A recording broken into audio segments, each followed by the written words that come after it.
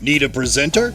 Your Event Audio has you covered. Closed-circuit audio equipment with turnkey operation at your trade show booth, live event, or private event. YourEventAudio.com is the place to go. DJ services, MC talent, and a whole lot more. Check out YourEventAudio.com today. Welcome to the April 2024 edition of the Association and Advocacy Focused podcast. It's a little later in the month, but we want to make sure we cover everything that's going on right now up to the date because there is a lot happening. I'm Mike Morrison, National Sales Director for WS Display. As you're watching the video side, you see there from Washington, D.C. area is Tommy Goodwin, the Executive Vice President of the ECA, the Exhibition and Conferences Alliance, who always joins me at this time and leads this discussion about everything advocacy going on in our game and in our world of trade shows, live events, experiential marketing. And Tommy, first of all, it's good to see you. And it was off mic, we're talking, there's a lot going on. You're busier than a one-legged tail-kicking contest participant. It's crazy. There's a lot going on, but it's all good things. Thanks to everybody who's joining us once again this month, and lots of good things to talk about. Lots of busyness going on in the industry. Everybody's flying all over the country, which is great to see. Well, matter of fact, in tomorrow's show for Exhibitor Now, we did discuss this at length, and that's for the month of May. The end of the month, we will be participating in our annual Legislative Action Day coming up in Washington, D.C. As many of our listeners know, it's that time of year where we all come together, and it's kind of like a homecoming for the advocacy and legislative side of things for our industry. We've made a lot of headway in just a few short years, and it's now time to even take some things further, I would assume. It is the ECA Super Bowl. So we are very much looking forward to seeing everybody in Washington, D.C. Thursday, May 30th for ECA Legislative Action Day. We do this as part of a week of great programming along with MDG, a Freeman company, who's got a session going on Tuesday, the 28th. And then, of course, my friend Sam Lippman and the Lippman Connects ECEF event, which takes place the day before on Wednesday, May 29th. I call it my Super Bowl, and I am very, very happy to report that this is going to be the biggest Super Bowl that we've ever done. Earlier this week, we actually crossed a threshold where this is now going to be the biggest gathering of the industry on Capitol Hill ever. Going back to the days of Exhibitions Day with exhibitors David Dubois and Vinny Polito from CISO back when they were all involved with IAEE, we have grown this thing now to the point where we're going to get the biggest group of folks together. We'll probably wind up somewhere between 125, 150 folks. So I will tell you this, if you're listening to this podcast and you're thinking about coming to Legislative Action Day, if you are making plans to come to Legislative Action Day and maybe you just haven't registered yet, I will tell you, it's the first time I'm saying this publicly, we're probably going to sell this thing out by next week.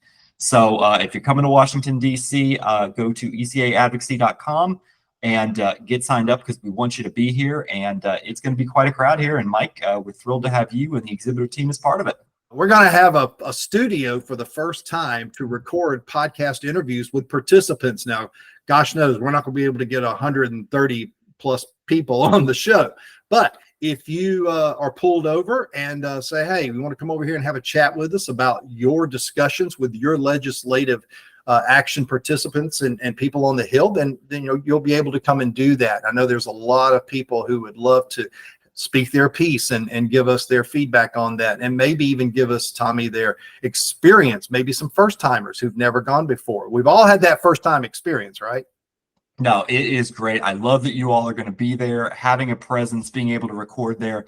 And, for folks who've been there before, we have a little bit of a headquarters, little war room set up just off of Capitol Hill where folks come in, get some refreshments, network, talk to each other, take calls and the like. And, you're going to be right in the center of it all, recording all of that. And, the best of the industry leaders and advocates from all over the country will be there. And we hope if you're listening to this, you're going to be making plans to join us too. Let's touch on a couple of the subjects that will be, at least what we know at this point, will be at the top of the list to discuss with people, maybe a synopsis of the talking points that we'll be telling our legislative people on the Hill. So we've talked before that, sometimes Congress, it gums up the works, and you've probably seen it in the news over the last couple of weeks that, the agenda is pretty limited this year politically with the election year and everything going on. And so what we've done is we're going to focus on 2 issues only. We're going to be talking about our next generation workforce and what Congress can do to help us out there. And we're going to be talking about visa delays and what Congress can do more of to help us out there. So I think last time on the podcast, we talked about ECA was successful in helping to secure $50 million for the State Department to help deal with visa backlogs, which is a wonderful win, big step for the industry, but it's not a silver bullet. And, we went to the Hill last year and we asked that some legislation be introduced. We were looking for 1 bill. We got 3. We've got 3 great bills that we're going to be flagging on Capitol Hill for folks this year in hopes to get some of that across the finish line by the end of the year to supplement that money, because the money's good. The money's a Band-Aid, but we need to make sure that it never happens again. And that's what we're going to be focused on here, to make sure that we can bring back our international exhibitors and attendees from around the world and never deal with delays getting them back again. Second piece of it's going to be next generation workforce. Last year, we talked about a couple of pieces of legislation that had just been introduced, trying to get some momentum behind them. We've got 1/3 of the House of Representatives supports one of the bills over there. We've got 1/4 of the Senate that supports another bill. We're going to be working to get those to the top of the agenda with the goal of getting both those, the visa piece and the workforce piece, across the finish line in 2024. There's a lot that Congress is going to need to do in the end of the year, but I'm pretty confident we can get pieces of both of those bills across the finish line, which would be 2 more big wins for the industry coming on the heels of what we had with the new FTC rule and with the visa money. So big year for us on Capitol Hill. But for folks who've been with us before, these issues are going to be pretty familiar. For listeners, they're going to be pretty familiar. And so looking forward to having everybody come and tell their story and talk about why they're so important. Let me summarize with this before we move to our next subject, because I remember the first time I went. It was about 5 or so years ago. It was pre-pandemic, maybe 6. And, I was scared because the one thing that Mike does is run his mouth a lot. And I was afraid I was going to be saying something that might put me in trouble. The good thing about this, if you're a first timer, and I've said it before, or if you're considering being one of those that maybe catch it under the deadline of the sellout, you're governed as to what you should say. And Tommy's group does a great job of mentoring you as to tell you, here's what you talk about. You get a script of all things. You get, like I've got notes, and you just follow that script, and they get it. They understand. These staffers that you're talking to, they get it. They understand. They'll take they'll ask questions. They'll take what we give them. And then, your personal experiences on top of that. But you don't have to wear a clown suit to the Congress office. You don't have to. We know this is a carnival that's going on. This is an election year. A lot of moving parts here in our presidential race and others as well. Just ignore that. You got to focus on our industry. And that's the best advice I can give to people, Tommy, is just stay with the script and do what you're told. So I think there are a couple of things there that are worth flagging, especially for folks who haven't been with us before. If you signed up to be part of Legislative Action Day beginning on May 1, ECA is going to be kicking off a month of programming that we do in advance of it. We do webinars. We talk about the issues. We do something special for first timers. We talk about congressional meeting best practices. We bring some experts on to talk about all of this, some of the best here in DC to help get you ready. I promise we will make it as easy as possible for you. Like Mike said, we'll give you a little one sheet to share with your members of Congress. We give you some talking points, a script, a run of show. And I got to tell you, Mike, to your point about the carnival, what we consistently find, and it's not just ECA, some of my colleagues who work for other associations, there is such noise and such static on Capitol Hill that when folks come with real substantive issues, have a really good story to tell, which we know this industry does, it's actually a respite for a lot of these staffers and members of Congress to talk about and focus on the issues that matter, and to hear from what folks back in their district or what folks back in their state are really thinking about what's happening in the real world, because we know, what we see on TV isn't the real world all the time or much of the time. So I'll tell you, when folks come in, they're able to have substantive conversations. You've got folks on the other side of the table who want to hear what your experience is. And as we saw last year, we asked folks for 3 things, and we saw progress in all 3 areas. So when folks come to town, they raise their voice, good things happen. Not just the federal level for advocacy, but let's dive into a little state action.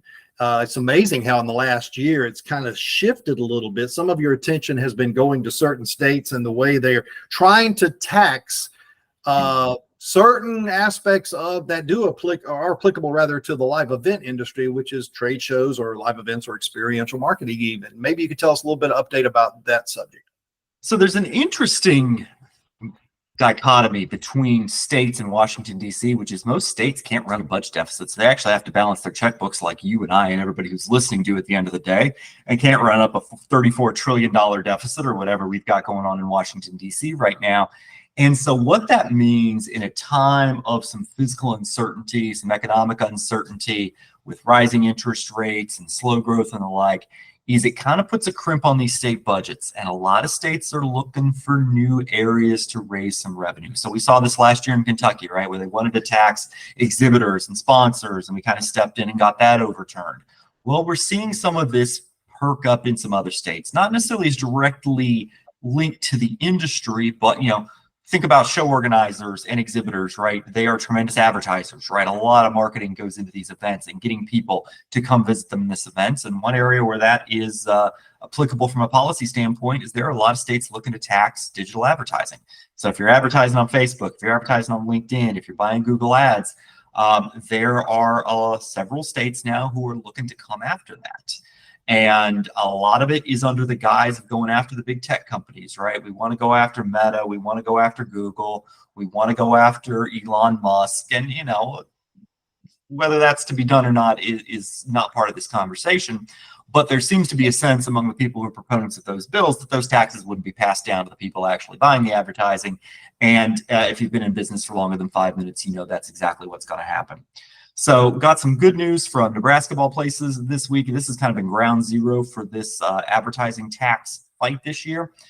Their legislature adjourned last week without taking up a big tax reform package that was going to tax digital advertising to the tune of 7.5%. We don't like this for a couple different reasons. One, because it would obviously be passed down to folks who are actually buying the advertising, like those in our industry. But, you know, sometimes when one state coughs, the rest of the country catches a cold, and we want to make sure that these ideas, very, very ill-advised ideas, don't get out of the chute and start to proliferate statewide. Now, we see some of them being proposed in places like California and elsewhere, but we've been able to keep a lid on them so far. But I think as, you know, some of the money that got sent from Washington, D.C. down to the states during the pandemic gets spent out, I think as we've got, you know, at the federal level, some of the tax cuts from 2017 expire at the end of next year. If I'm looking around the corner, I think 2025 is going to be the year of taxes when it comes to public policy. And ECA is part of the fight now, and we're getting ready for even more of it later down the line. Well, it's kind of gut-wrenching to hear, but not surprising. I mean, that's just the way, depending on how things roll over and turn in D.C. and at the state level. It is part of the I'm reaching for every penny they can get to pay for programs and everything that people want. It's a vicious circle, I would say. It is, and you know the appetite for things for government to spend money on is usually pretty limitless, and that's why, you know, these robust debates happen. But it's our job to inform folks of what happens. What are the unintended consequences if you go down these roads? And it's just like we did in Kentucky, right? It's a lot of education. It's a lot of telling people about how the industry creates impact in their state or in their district. And when we do that, usually more times than not, we find that there's a very good reception for our message. So it's up to us to make sure that on behalf of the industry, we keep delivering that message over and over. The Federal Trade Commission and the passage of law, I guess you would say, on the fraud and the scam level that we've been searching for a long time is apparently live now. Correct me if I'm wrong. We are fully up and running. And so we are now reached the next phase of the battle to stop the event scammers, right? Step one was getting this law into place, which is long overdue. But as of the beginning of this month, it is live. The second phase of the battle is to overwhelm the FTC with evidence that our industry is targeted all the time by these types of scammers. So what we are asking people to do is anytime you get one of those email list sale scams in your email box, or anytime, you know, you see one of the hotel reservation scams, we're asking people to go to a website. That website is reportfraud.ftc.gov. It is the Federal Trade Commission's repository for reporting fraud. And if you do that, and there's a big picture on the front of the thing and it says report fraud, you click on that, you go to the next screen. The first option is to report impersonation fraud, which is what this is, right? They're impersonating organizers and general service contractors and the like. So you click on that. Then you click on the button that says they're trying to impersonate a well-known business, which many of our businesses are. And then you go through about a 1 to 2 minute process of filling out some of the information. Some of the questions may not be relevant because they're capturing all types of fraud. But what we are asking people to do is every time you see one of those messages, anytime one pops up in your inbox, anytime you get a call, go to that website, reportfraud.ftc.gov, and put them in the repository. I want to overwhelm the FTC staff with examples of how people are targeting this industry. Because even though we've got a law in place, that's not going to change things on day one. It did, the scam emails did not stop just because the FTC put a new rule in place. They will stop the day the FTC starts suing these scammers. And they can do it now under this law. It's probably going to take them a few months. But my goal is to make sure that in that first batch of lawsuits that happen, at least one of them targets somebody who's targeting our industry. And that's when we're going to hit the cliff on this issue. And we're going to see the scam stop. So once again, reportfraud.ftc.gov. Let the Federal Trade Commission know we weren't just, whistling Dixie about this, folks. This one really hurts our industry. Show them the examples and make sure that when they're doing the enforcement, they keep our industry top of mind. By the way, I'm from Montgomery, Alabama originally, and I love to whistle Dixie. But that being said, here's the deal. I'm going to put that link in the notes because Thank you. You're like me. You get inundated with this crap. And in my work email, it actually lifts spam to the top so that I can go through it and make sure it's not spam. And when I see it now, instead of just deleting it, I can copy it and put it in this link where they allow me to do that. Is that what you're saying? That's it. And it only takes a moment or two. Like I said, a couple of the questions may not be relevant. Just work through those. You can upload copies of what you've got. And we just want them to get thousands and thousands and thousands of these. And again, it only takes a minute or two to do each one. But we want to show people that our industry, these folks have been preying on the hardworking men and women in the small business of this industry for a long time. And we need them to use their enforcement power to put a stop to it. They're the ones who can solve the problem, but we're going to let them know how big of a problem it is. And you said something that made me, I use this statement all the time. There's a law that says you go 55 miles per hour, but nobody does it. And this may end up being, at least on the early stages, of what it might be. But you're right. I think once you get that knock on the door and be served with the fact that you're going to get banged by the FTC, then maybe at least we could stop a lot of it before it grows and gets even worse. So a couple of more things, and then we're going to go to the association side and come back and wrap it up. This week specifically, there's a couple of topics that have been on the Hill and been in the media, in the news. And I guess the question is, what's the relevance in our industry? Because for tomorrow's show, Kim Gischler and I did talk about these 2 points, so I think it's relevant to bring them up here. The one thing that's at the forefront of a lot of people right now is TikTok. And, the ban has been signed by the administration. They've got, I believe this, because there's a couple of time limits here. I believe this one is going to affect in 6 months. No, it's a year. I'm sorry. They've got 1 year to divest ByteDance, which is the parent company out of China. And they have to divest to U.S.-owned sources or someone here in the U.S. to own the company. And of course, what's funny to me, and I shouldn't even say it, but I am, they say they're going to sue over that. I'm like, you don't have rights in the United States to come in and sue for, I know it was constitutional. It's unconstitutional for them to do that. And I'm like, when does China get to come in and sign for an unconstitutional when they're not part of the U.S.? I thought that was hilarious. But anyway, it's a laugh here. It's not a joke over here with people who make money with it, who actually make a livelihood with it. But it's a strained relationship right now between the U.S. government and the Chinese government. And that's a problem, Tommy. And I'm not real sure where it's going to go, but it does impact, our industry. It impacts our company specifically and others that might be in the game as well. Mike, I think we talked about this last time, that there's not a lot that folks on Capitol Hill agree about these days. Some of our issues are one of them, but one of the other things is being tough on China.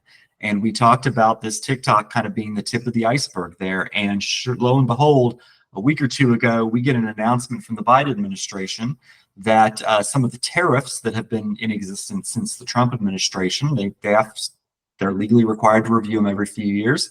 They're about to finish up that review, and rather than look at them and say, you know what, we should get rid of them, they're going to propose to triple them.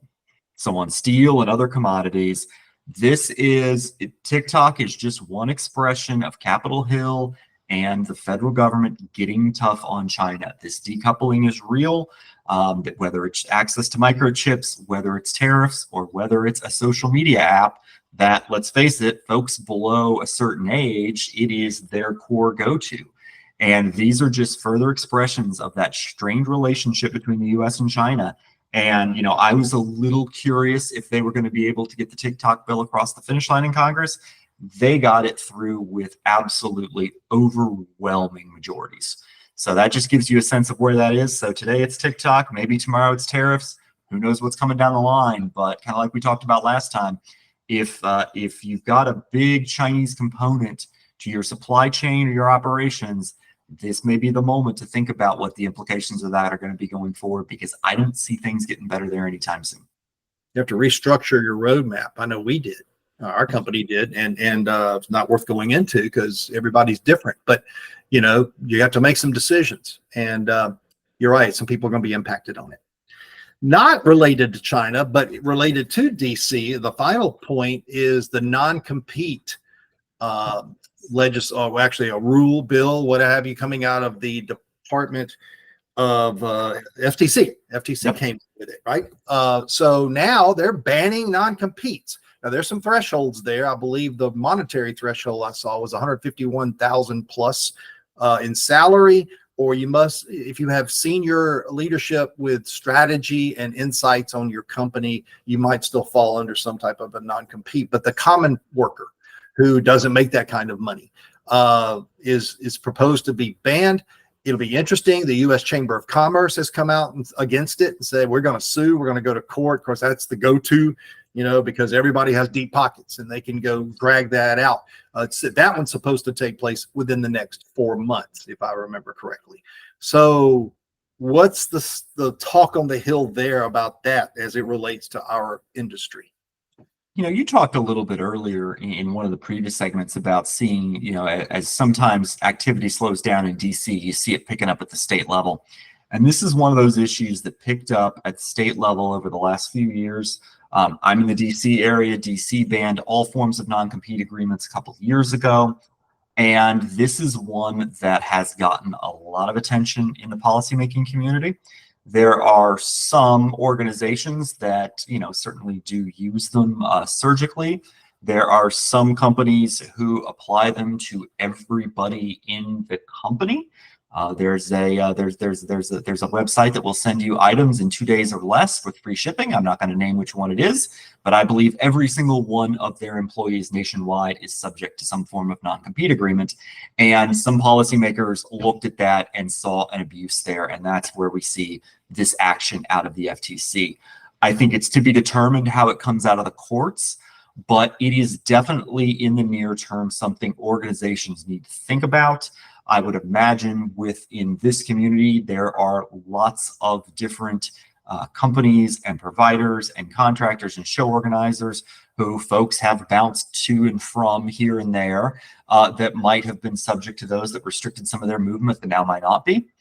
And now it might be a time for companies who are subject to not being able to leverage those anymore to think about the types of information that's disclosed, what type, you know, how you bifurcate some of that information. So I think it's very much to be determined in terms of how it shakes out. If the courts do step in and say that this was an overreach by the FTC, it would be done on procedural grounds, not on the merits. So all of those state-based bans on non-competes would stay in effect. And I would imagine then play would pass to the states for states to pass even more of those. So I would, if I'm looking into my crystal ball 5-10 years out, I think they're going to largely be sidelined as a tool that employers use, whether that's state by state or at the national level. I think that part is TBD, but this one's still got some legs to play out. I agree with you. I think it's going to wind up like some other issues that we're seeing in the election discussion. It'll probably go back to the states because that's kind of where it probably needs to be. Now, it gets a little iffy if it's multi-state and you're remote and your company headquarters or somewhere else, like in my situation. But at the end of the day, 26,000 comments came in on this to the FTC, all in favor of it, or the majority of them. So this tells you, and I like your idea, it's not by, certainly not merit, it would be procedural if it was shot down. So yeah, and it does come into effect in our world. I mentioned on the Tomorrow Show that I was with one employer where they forged my non-compete. So, you know, you run into all kinds of issues with non-competes in this industry. So we'll see how it goes. It's an interesting discussion about advocacy. And at the next show that we do, before we take a break, the next show will actually be not live, but recorded in DC. So we're really looking forward to that coming up. So let's take a quick break. We'll come back with some association updates. Tommy and I will wrap this one up right after this. Attention, trade show and event marketing professionals. Are you ready to take your face-to-face marketing expertise to the next level? Join more than 3,000 candidates currently enrolled in Exhibitor Group's Certified Trade Show Marketer Program. CTSM is corporate America's top source of the industry's best trade show and corporate event training. CTSM certified trade show marketers enjoy expanded career opportunities, greater respect and authority in their organizations, and earn higher salaries than their acronym-free peers. Learn more, earn more. Visit ctsm.com today. Are you searching for trade show and event products and services? Find It on Exhibitor Exchange is your complete buyer's guide to trade show exhibiting and events, featuring the trade show industry's top exhibit and display providers. Find It on Exhibitor Exchange is the industry's best shopping and commerce resource for buyers and sellers of exhibit and event products and services. Reaching 20,000 exhibit and event buyers in every print issue of Exhibitor magazine and 140,000 exhibit and event buyers online each year. Search the listings or list your company today. Learn more at exhibitoronline.com/findit. It's time now for the association portion of our show. Hello, this is Kai Hattendorf with the update from UFI. It is the week of Earth Day, and around the world we've been seeing posts and announcements from exhibition and event industry businesses showcasing their sustainability journeys. And UFI is active in that respect with the Net Zero Carbon Events Initiative, working to halve greenhouse gas emissions from exhibitions by 2030 and becoming net zero carbon by 2050. This is a big challenge. It is a lot of complexity around, so it is vital that we understand how we as an industry can help each other to achieve this together, that we are, as we always say, seen as part of the solution to the climate challenge, not as part of the problem. This is an issue this week at one of our regular UFI online meetings for the community in North America. By the time this podcast goes out, this meeting will have taken place, so I cannot report on that yet. But if you want to be in the loop about what is happening on these types of monthly meetings, just reach out to North America at ufi.org. We'll be happy to brief you.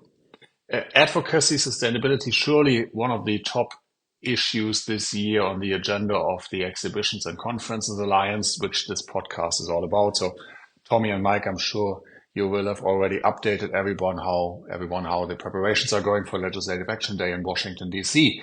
Legislative Action Day itself is one of the many activations of our industry all around the world in late May, early June, leading up to Global Exhibitions Day on Wednesday, June 5, which is our annual day to celebrate ourselves as an industry, to stand up and be counted, so to say, and to showcase to the policymakers all around the world the vast impact exhibitions and business events have on economies and societies.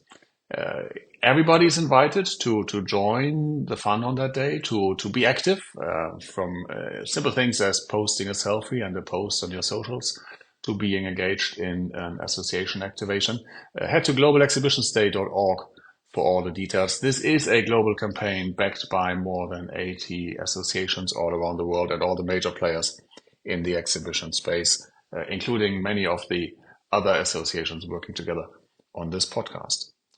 Last not least, looking forward to seeing many of you in person at Legislative Action Day in Washington, D.C. at the end of May, and that is just after the next edition of this podcast. So see you soon, and until next time.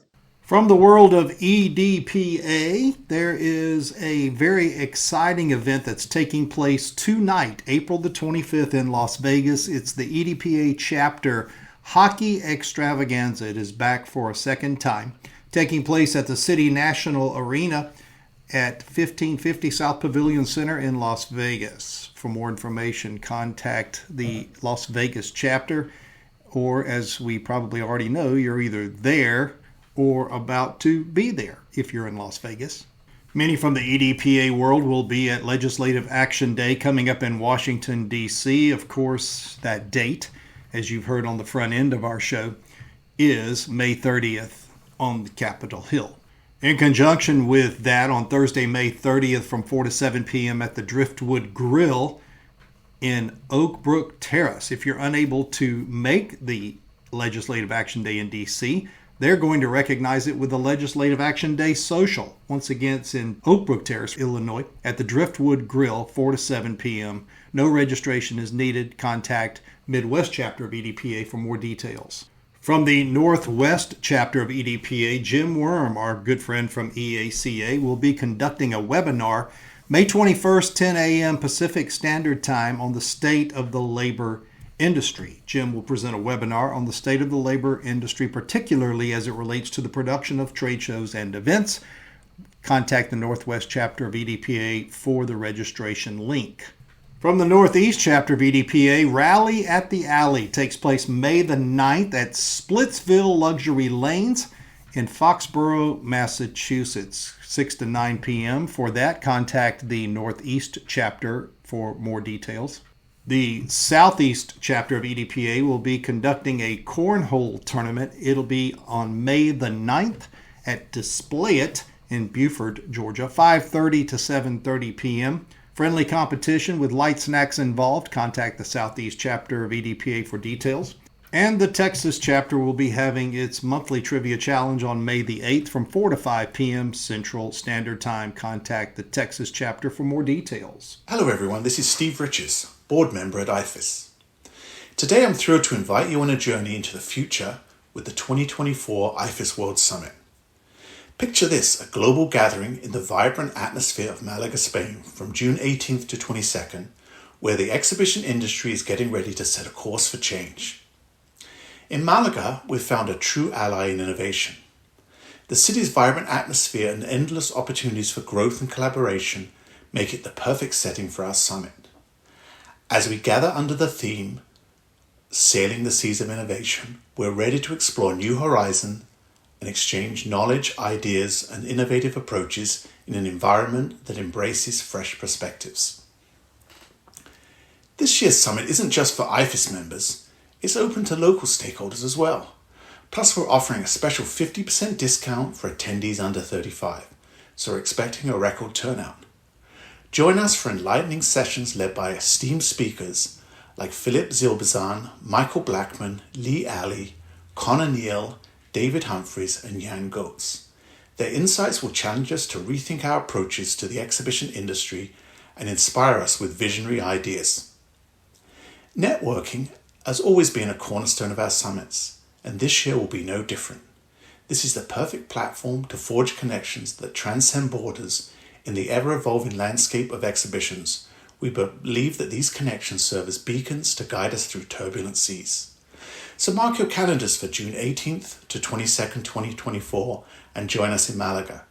Also, you can visit ifisnet.com for more information and registration details. Hello, everyone. This is Jim Worm reaching out on behalf of the EACA and all our trade show industry colleagues with our industry update on the Association Focus podcast. EACA is currently servicing 4 shows with its EAC registration services. They are the Plastics Industry Show in Orlando, Bio International in San Diego, eBase in Geneva, Switzerland, and the Summer Fancy Food Show in New York. We're also in the midst of conducting our annual salary survey to assist our members with the administration of their employee compensation plans. The survey includes both office and field positions. I'd also like to welcome a new member to the association, and that's Expo Service USA, which is headquartered in Las Vegas. And finally, I'm looking forward to traveling to Washington, D.C. next month for ECA's Legislative Action Day. Look forward to seeing you all there. That does it for this week's update. Meanwhile, if you have any questions or requests for support from the EACA, you're always welcome to reach out to me, Jim Worm, by email at jimworm@eaca.com. Meanwhile, be safe, be well. Look forward to seeing you soon on the show floor.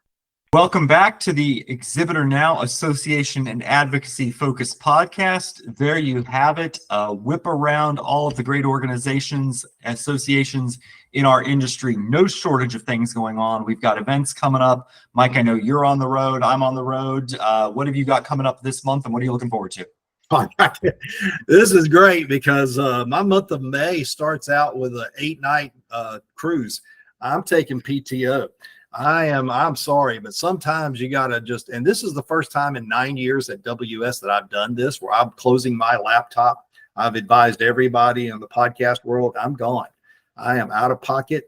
I'm going to be drinking drinks from a cup with an umbrella in it. And if that's where you want to find me, if you're lucky enough to find me, I'll be there. I'll be back on the 20th. I'll actually be in Orlando with client visits there for the remainder of that week, and then come back for get ready to go to Washington, D.C. for Legislative Action Day. So it's a bittersweet month because I do get to have some bittersweet intake of adult alcoholic beverages, and then turn around and come back and do some work. But yeah, May's going to be a good month for me. How about yourself? Well, I'm glad to hear you know, folks in this industry work hard and they deserve to play hard and reap the rewards of their labor. So glad to hear you're doing that. ECA is going to be actually going overseas. We're going to be at IMEX Frankfurt in Germany in May. We're going to be part of a handful of events over there, their policy forum.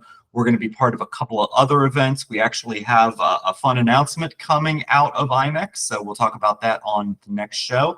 And then we're going to come back here and do all the behind-the-scenes work and get ready to welcome everybody to Legislative Action Day. So May is going to be a great month, a busy month, but that's what we're here for. And looking forward to seeing everybody in town in about a month there. So, you know, you can't undersell that. Preparing those webinars and everything you do is a lot of work that goes into that. I've got one coming up Tuesday of next week, if here in April, the end of last day of April, of a new product. And man, having to go through these slides and try to get your voice ready and your script ready rather, and everything. That's a lot of tasks that people undersell, and it takes a lot. Everybody in this industry knows the logistics to go into producing a great event. And, you know, I have been part of these legislative days. We call them internally here in the Beltway, we call them fly-ins. I've been part of those for years and years and years. And we focus a lot on the advocacy part, right? Getting the meetings, getting everything done. And I'll be honest with you, over the years, you know, I kind of gave short shrift to all the logistics, you know, the meeting planning, the buses, all those kinds of things, the breakfast, all that stuff. You know, I never really thought much about this until I really thought about doing our first one in person last year under the ECA banner. And I thought, well, you know who cares about things like this? People who put on these events for a living. So I'll tell you, I felt a little more pressure last year to make sure we got all the I's dotted and all the T's crossed. So I've got a little better of understanding of what we're going to do this year. So, you know, I've got a very discerning clientele coming to town, so we're going to make sure we get it right. I'm sure you will. You did a great job last year. If I remember, breakfast was off the chain, and the transportation was great. Everything was in line, and we had fun. At the same time, we had a mission. And we can't forget the mission. And the mission is to disseminate information that protects our industry and everything that goes into it. And the ECA is a big part of that. Our associations as well. And we appreciate you checking us out here at the Association and Advocacy Focus podcast.